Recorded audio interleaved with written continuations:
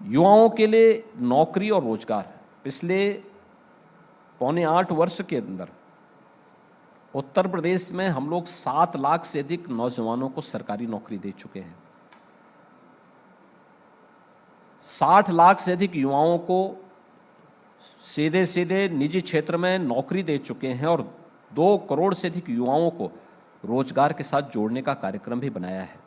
एक नई स्कीम अभी हम लोगों ने 24 जनवरी से लागू की है, युवा उद्यमी का, जिसमें पहले चरण में हमने प्रदेश के युवाओं के लिए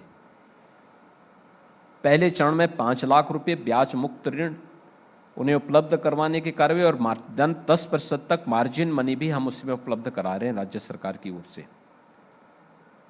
दूसरे चरण में जब हम मूल धन को वापस करेगा तो दूसरे फेज में उसे 10 लाख रुपए तक का ब्याज मुक्त ऋण हम उन्हें उपलब्ध करवाने का कार्य करेंगे। उत्तर प्रदेश में लॉ एंड ऑर्डर की स्थिति व्यापक पैमाने पर इसका लाभ बहन और बेटियों को प्राप्त हुआ है। महिलाएं आज सुरक्षित महसूस करती हैं तो स्वाभाविक रूप से वे स्वावलंबन की दिशा में आगे बढ़ी हैं और एमएसएमई सेक्टर ने सबसे ज़्यादा बूस्टअप जो है ये महिलाओं के द्वारा एमएसएमई सेक्टर को दिया गया। वे ज़्यादातर उसके साथ जुड़ी हैं, उन्होंने इसके साथ कार्य किया है। महिला स्वयंसेवी समूह ने भी इस कार्य को आगे बढ़ाया। बैंकिंग सखी हो या फिर आपके विद्युत सखी, ये तमाम ऐसी योजनाएं हैं जिसके माध्यम से महिलाओं को स्वावलंबन की दिशा में अग्रसर होने का एक अवसर प्राप्त हुआ है। जहां पे लोगों के पास अवसर है, रोजगार के अवसर हैं, स्वावलंबन की दिशा में अग्रसर होने के अवसर हैं, चाहे वह मिशन शक्ति के माध्यम से हो, चाहे वह मुख्यमंत्री कन्या सुमंगला जैसी योजनाओं के माध्यम से हो, ये योजनाएं परफॉर्मेंस बेस्ड हो तो वह आत्मनिर्भरता के लक्ष्य को और स्वावलंबन के लक्ष्य को प्राप्त करता है। अगर हम केवल और केवल उन्हें वोट बैंक बनाने की नियत से कर रहे हैं, याद करना इसका खामियाजा भी हमें भुगतने की तैयारी करनी चाहिए।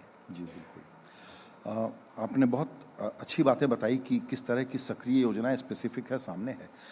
अगर मेरी अंडरस्टैंडिंग सही है तो अभी भी शायद नौकरियों में, सरकारी नौकरियों में बैकलॉग काफ़ी है आपके राज्य में। नहीं, हमारे राज्य में कोई बैकलॉग नहीं है। सभी ऑनगोइंग स्कीम युद्ध स्तर पर आगे बढ़ रही है और सभी प्रकार की नौकरियां, जितना बैकलॉग था ये पिछली सरकारों का था जिसको हमने भरा है। आप याद करिए ना, कुल 16 लाख की नौकरशाही यूपी के अंदर है, इसमें 7 लाख तो हम भर चुके हैं, इसमें 1 लाख हमारी पाइपलाइन में है, जिसमें 60,200 तो केवल पुलिस कार्मिक हैं जिनकी भर्ती की प्रक्रिया अंतिम चरणों में चल रही है। यानी इस समय उनका मेडिकल और फिजिकल की तैयारी चल रही है। ट्रेनिंग के बाद वे लोग फील्ड में आ जाएंगे।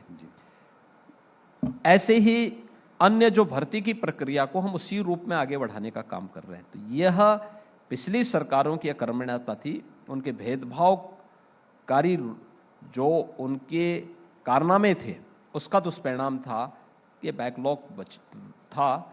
लेकिन हमने आकर के त्वरित निर्णय लेना प्रारंभ किया, कार्रवाई को आगे बढ़ाना प्रारंभ किया। आज परिणाम है कि वे सभी सरकारी नौकरी भी प्राप्त कर रहे हैं। उत्तर प्रदेश के अंदर सुरक्षा का एक बेहतर वातावरण भी प्रदान किया गया। देखिए, हमारा मानना है कि समृद्धि का रास्ता कानून के राज से आगे बढ़ता है और कानून का राज जीरो टॉलरेंस की नीति से लागू होता है। ये मेरा है, ये पराया है, जब भी ये भेद करेंगे तो आप सोसाइटी के साथ, प्रदेश के साथ, देश के साथ न्याय नहीं कर पाएंगे। हमारी सरकार ने इस मामले में जीरो टॉलरेंस की नीति के तहत काम किया। जो कानून के साथ खिलवाड़ किया उसको कानून के कटघरे में खड़ा करके उसको उसकी सज़ा दी गई। परिणाम यह है कि आज यूपी निवेश का भी सबसे बड़ा डेस्टिनेशन बना है, टूरिज्म का भी सबसे बड़ा डेस्टिनेशन बना है। बिल्कुल। और हर तबके का व्यक्ति अपने को सुरक्षित महसूस करता है।